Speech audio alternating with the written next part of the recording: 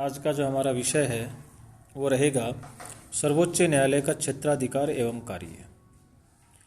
सर्वोच्च न्यायालय का क्षेत्राधिकार संविधान द्वारा निश्चित किया गया है, किंतु क्रमशः इसके क्षेत्राधिकार का विकास भी हुआ है। जस्टिस मार्शल ने इसके क्षेत्राधिकार में बहुत अधिक योगदान दिया है। इसके विकास, क्षेत्राधिकार का जो विकास है उसमें पर्याप्त योगदान रहा जस्टिस मार्शल का। सर्वोच्च न्यायालय के क्षेत्राधिकार के अनुसार ही उसके कार्य निश्चित हुए हैं और सर्वोच्च न्यायालय का जो क्षेत्राधिकार है या जो उसके कार्य हैं, उसकी या शक्तियां हैं, उनको हम अलग अलग भागों में बांटकर समझने का प्रयास करते हैं। जैसे पहला हम लेते हैं प्रारंभिक, या इसको हम कह सकते हैं मौलिक क्षेत्राधिकार।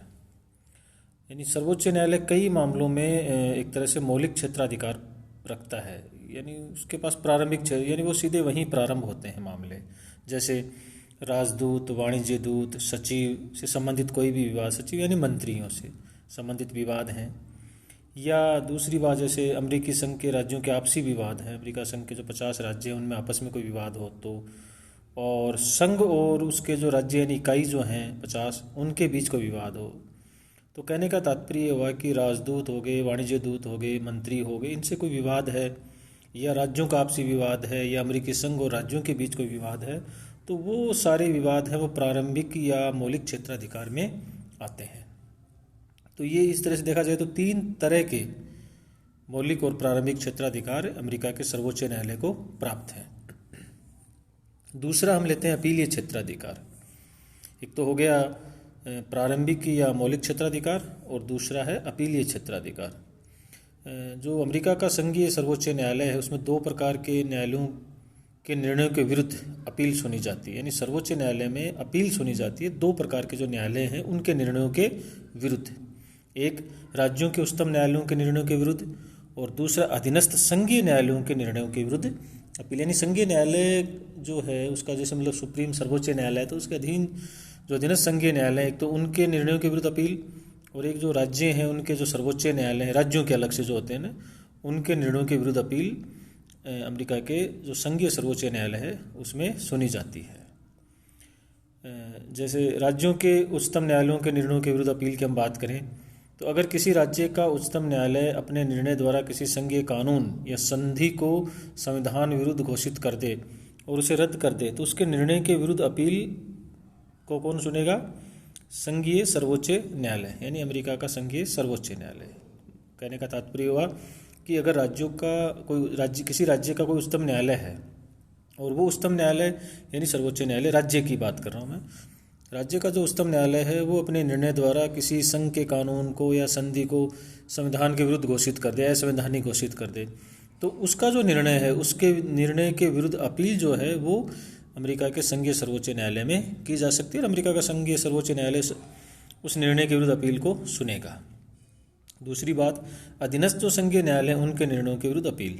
इसमें क्या है, अगर कोई अधीनस्थ संघीय न्यायालय अपने निर्णयों के द्वारा किसी संघीय कानून या संधि को असंवैधानिक घोषित करके रद्द कर दे तो उसके विरुद्ध अपील सर्वोच्च न्यायालय में की जा सकती है। या जब अधीनस्थ संघीय न्यायालय राज्य के किसी कानून को असंवैधानिक घोषित कर दे किंतु राज्य का उच्चतम न्यायालय उसे संवैधानिक मानता हो तो इस मामले की अपील भी संघीय सर्वोच्च न्यायालय में हो सकती है। तो ये अपीलीय क्षेत्राधिकार एक तरह से 2 प्रकार के हो गए।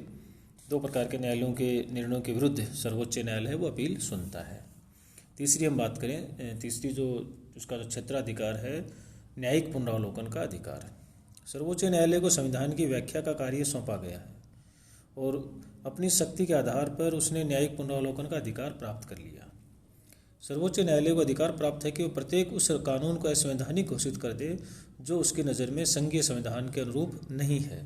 अपनी इस शक्ति के कारण सर्वोच्च न्यायालय ने संघीय व्यवस्थापिका एवं संघीय व्यवस्थापिका मतलब यह कांग्रेस से है, जो जिसके 2 सदन आप अपने चर्चा किए, प्रतिनिधि सभा और सीनेट, एवं राज्यों की व्यवस्थापिकाओं को विधायी क्षेत्र में निरंकुश बनने से रोका है। यानी इस जो शक्ति है न्यायिक पुनरावलोकन की, इस शक्ति से सर्वोच्च न्यायालय ने एक तो संघीय व्यवस्थापिका और जो राज्य की व्यवस्थापिकाएं हैं वो विधायी क्षेत्र में निरंकुश नहीं बने, तो इनको निरंकुश बनने से इसने रोका इस शक्ति के द्वारा।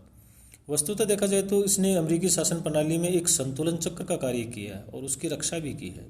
एक फाइनर का कथन है, बहुत इंपॉर्टेंट है। फाइनर कहते हैं कि यह एक ऐसा सीमेंट है जिसने सारे संघीय ढांचे को स्थिरता दी है। सीमेंट की बात यहाँ जो अमेरिका के सर्वोच्च न्यायालय के न्यायिक पुनरावलोकन के अधिकार की एक तरह से बात कर रहा हूँ। तो यह एक ऐसा सीमेंट है जिसने सारे संघीय ढांचे को स्थिरता प्रदान की है। ये उल्लेखनीय है कि राज्यों के उच्चतम न्यायालयों एवं अधीनस्थ संघीय न्यायालयों को भी न्यायिक पुनरावलोकन का अधिकार प्राप्त है, किंतु इस संबंध में भी अंतिम शक्ति किसको प्राप्त है? अमेरिका के संघीय सर्वोच्च न्यायालय को। अपनी शक्ति के द्वारा सर्वोच्च न्यायालय ने निहित शक्तियों के सिद्धांत की भी स्थापना की है और संविधान को युगानुकूल बनाए रखने की कोशिश की है। इसके अलावा एक और हम बात करें तो संविधान और नागरिक अधिकारों का रक्षक, ये भी एक उसके कार्य में शामिल है। सर्वोच्च न्यायालय संविधान की व्याख्या तथा न्यायिक पुनरावलोकन की शक्ति द्वारा संविधान की रक्षा का कार्य करता है। उसके इस कार्य में ही नागरिकों के मौलिक अधिकारों की रक्षा भी हो जाती है, क्योंकि वे भी एक तरह से क्या देखा जाए तो संविधान के अंग हैं। सर्वोच्च न्यायालय उन कानूनों को रद्द कर देता है जो नागरिकों के मौलिक अधिकारों का उल्लंघन करते हैं। नागरिक मौलिक अधिकारों की रक्षा के लिए सर्वोच्च न्यायालय कई प्रकार के लेख जारी करता है, जैसे आदेश है, परमादेश है, ये जारी करता है। और एक अंतिम हम उसके क्षेत्राधिकार कार्य में बात करें तो प्रशासकीय अधिकार, संघीय जो अमेरिका का सर्वोच्च न्यायालय है संघीय न्यायपालिका से संबंधित प्रशासकीय कार्य भी करता है। वह न्यायपालिका के रिकॉर्ड रखने, प्रकाशित करने के बारे में उचित प्रबंध करना, ये सारे काम करता है और इस बारे में अधीनस्थ संघीय न्यायालयों को आदेश भी देता है। इसके अलावा सर्वोच्च न्यायालय अपने प्रशासकीय कर्मचारियों, लिपिक, चपरासी आदि जो भी होते हैं उनकी नियुक्ति भी करता है। तो इस प्रकार से देखा जाए तो अमेरिका के संघ का जो अमेरिकी संघ के सर्वोच्च न्यायालय है उसके पास प्रारंभिक या मौलिक क्षेत्राधिकार हैं।